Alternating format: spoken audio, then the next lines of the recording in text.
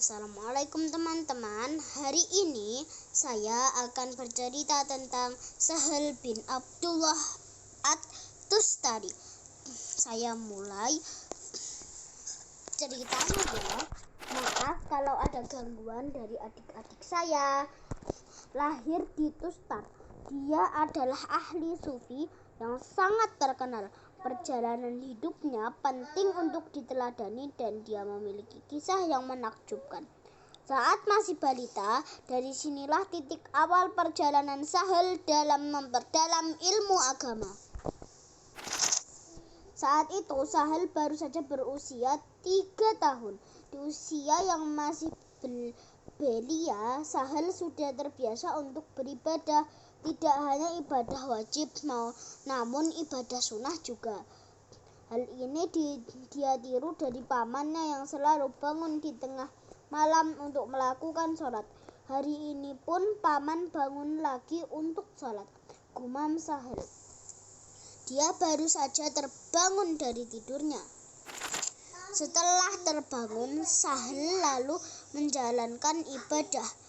Dia memanjatkan doa kepada Allah dengan khusyuk. Sejak saat itu, Sahal selalu terbangun di tengah malam untuk beribadah. Dia juga sering terjaga hingga malam untuk beribadah. Hal ini membuat pamannya merasa kagum sekaligus khawatir. Subhanallah, anak kecil itu sudah rajin beribadah. Suatu malam, sang paman menegur keponakannya itu. Dia merasa khawatir akan kesehatan Sahal yang masih kecil. Tidurlah nak, engkau masih kecil, setiap malam selalu terjaga. Kau membuat paman khawatir. Mendengar nasihat itu, pamannya Sahal justru menangis. Air mata jatuh membasahi pipinya. Melihat keponakannya menangis, sang paman pun bertambah heran. Ada apa Sahal? Tanya paman. Sahal tidak bisa tidur paman, jawab Sahal. Mengapa? Tanya paman. Lagi dengan lembut sambil mengusap kepala Sahal. Setiap hendak tidur, Sahal selalu merasa gelisah. Paman, jawab Sahal. Apa yang membuatmu gelisah? Cobalah cerita kepada paman, pinta Sahal.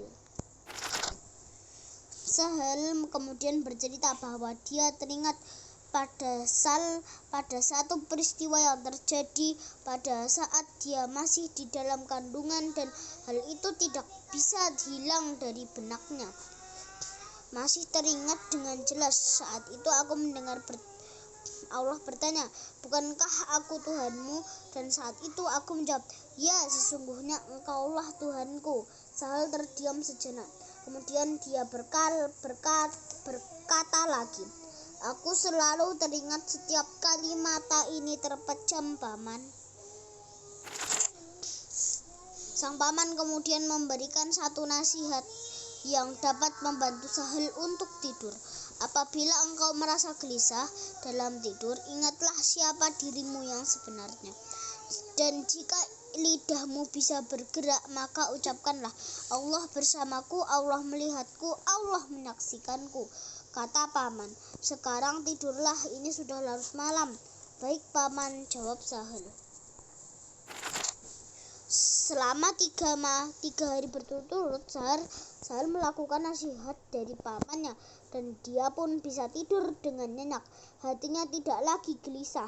Setiap kali dia terbangun dan merasa gelisah, dia akan berzikir, Allah bersamaku, Allah melihatku, Allah menyaksikanku.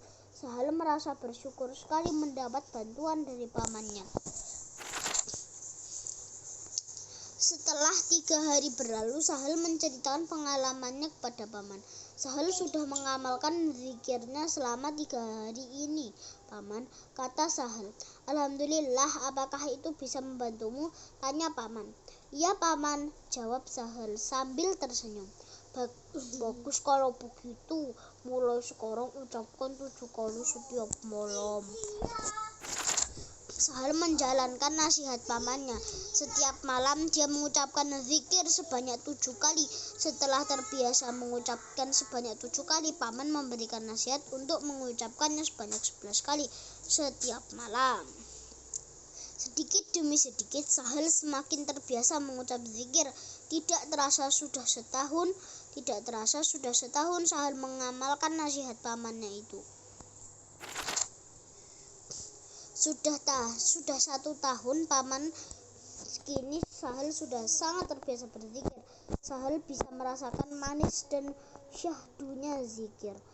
Ucap Sahal kepada paman. Paman Sahal tersenyum bahagia. Dia bangga melihat takat keponakannya yang masih kecil tersebut. Amalkan terus, jangan sampai terputus. Berzikirlah dengan istiqomah hingga ajal menjemputmu, nasihat paman. Insya Allah paman, kata Sahal.